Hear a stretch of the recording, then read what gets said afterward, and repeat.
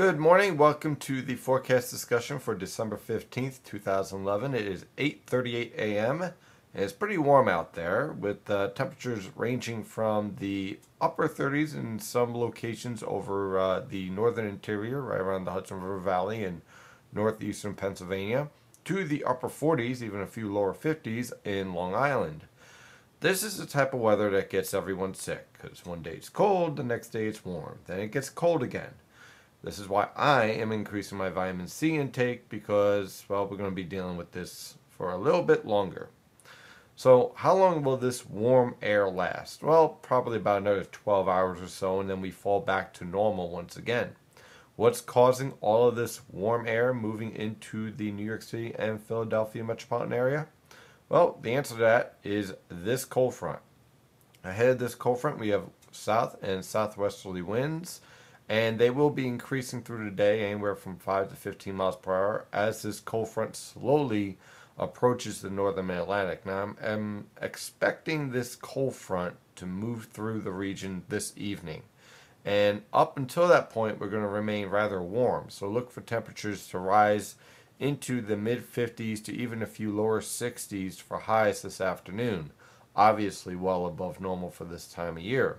But those warm conditions won't last very long because behind this cold front, much colder temperatures can be found with the temperatures in the 30s and 40s for highs. So enjoy this one day of very warm conditions because it's not going to last long. So with the cold front, we're also going to be dealing with showers. Now, the radar currently shows most of our showers located over the eastern Great Lakes back through the Ohio River Valley. We do have a few scattered showers here, but most of this is not reaching the ground. It's what we call virga. But what I'm expecting this afternoon through this evening will be waves of scattered showers. Nothing too terribly heavy, but clearly it's going to be a little bit of a nuisance, especially if you're out shopping or driving, especially for the evening rush hour. This cold front will move through tonight, and then the showers will exit with it. Now, on the infrared satellite picture, you can clearly see our cold front is well defined on a satellite picture. Behind this cold front, we have much colder air. This is not cloud cover. Some of this is actually colder air. In fact, when we move the satellite back a little bit to the northwest, you can see a lot of this cold air. You see where this light blue really isn't moving all that much? That's actually cold air, okay?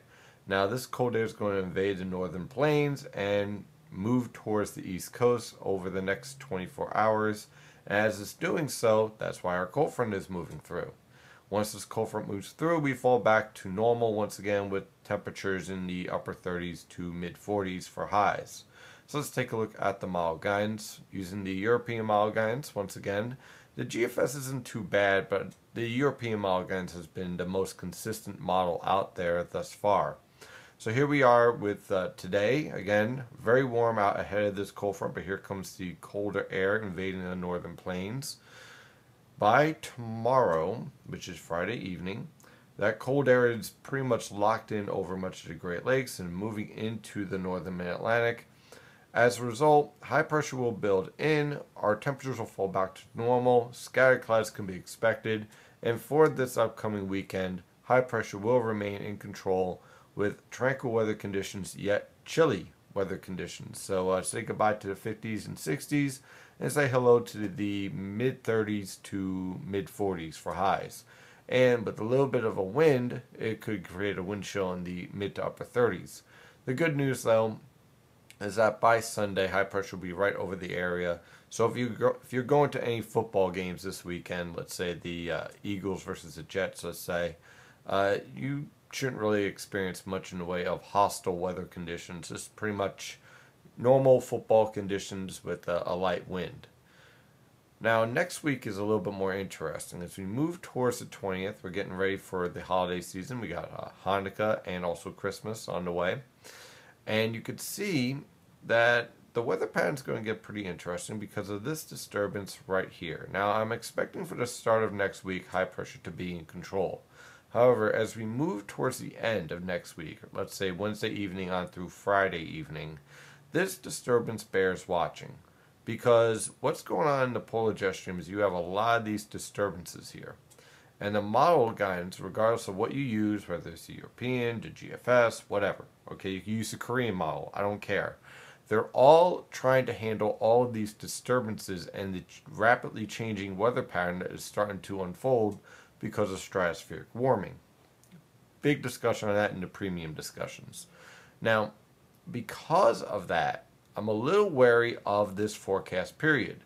Specifically, if you get a little bit of phasing between this, what we call the subtropical jet stream, and this, the polar jet stream, and notice we have all these disturbances meandering about, well, you can end up with a bit more of a wintry, basically, result than what the model guidance is showing right now.